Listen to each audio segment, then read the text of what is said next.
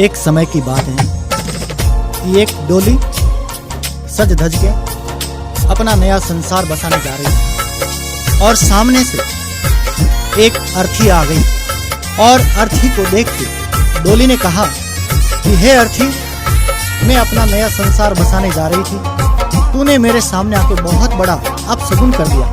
तो अर्थी डोली से क्या कहती है? एक डोली चली, एक अर्थी चली, एक डोली चली, एक अर्थी चली, बात दोनों में कुछ इस तरह से चली, बात दोनों में कुछ इस तरह से चली।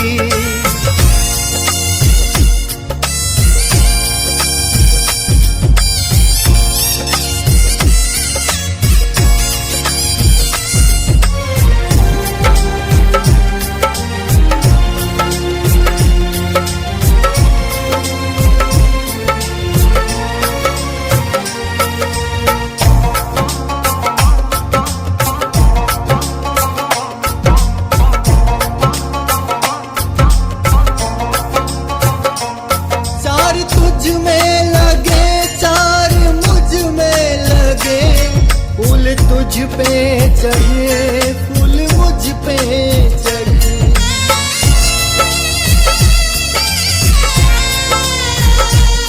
चार तुझ में लगे, चार मुझ में लगे, फूल तुझ पे चढ़े, फूल मुझ पे चढ़े।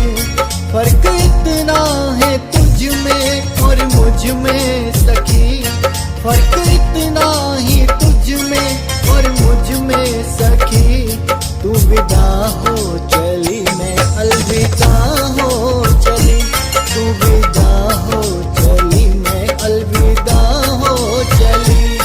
एक डोली चली, एक अर्थी चली, एक डोली चली, एक अर्थी चली, बात दोनों में कुछ इस तरह से चली, बात दोनों में कुछ इस तरह से चली।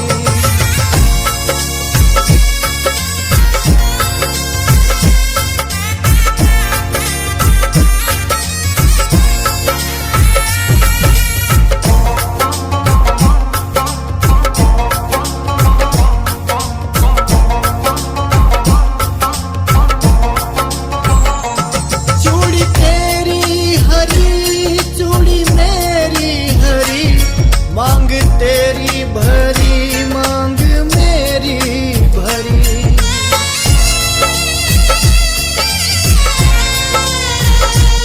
चूड़ी तेरी हरी, चूड़ी मेरी हरी, मांग तेरी भरी, मांग मेरी भरी।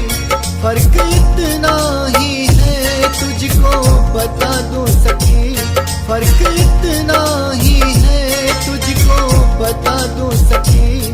तू जहाँ से चली, मैं जहाँ से चली, तू जहाँ को चली, मैं इस जहाँ से चली। डोली चली, एक अर्थी चली, एक डोली चली, एक अर्थी चली, बात दोनों में कुछ इस तरह से चली, बात दोनों में कुछ इस तरह से चली।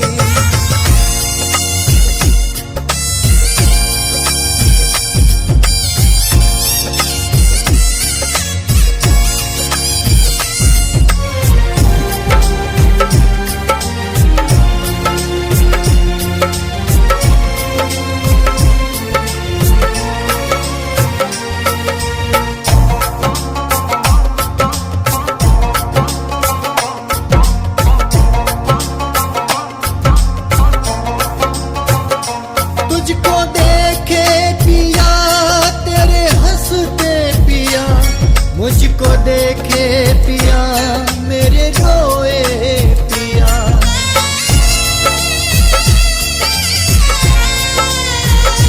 तुझको देखे पिया तेरे हंसते पिया मेरे रोए पिया। फर्क इतना ही तुझ में और मुझ में सखी, फर्क इतना ही तुझ में और मुझ में सखी। तू पिया के चली मैं पिया से चली, तू पिया के चली मैं पिया से चली। एक डोली चली एक अर्थी चली, एक डोली चली एक अर्थी चली। बात दोनों में कुछ इस तरह से चली, बात दोनों में कुछ इस तरह से चली।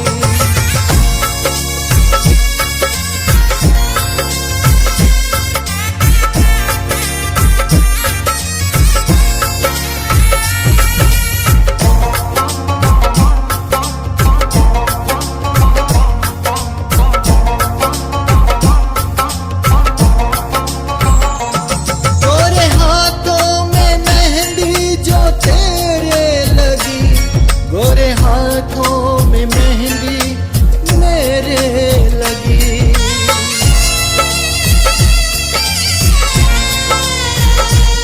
गोरे हाथों में मेहंदी तुम्हारे लगी, गोरे हाथों में मेहंदी हमारे लगी। फर्क इतना है तुझ में और मुझ में सखी, फर्क इतना है तुझ में और मुझ में सखी। तू घर बसाने चली मैं घर बसा के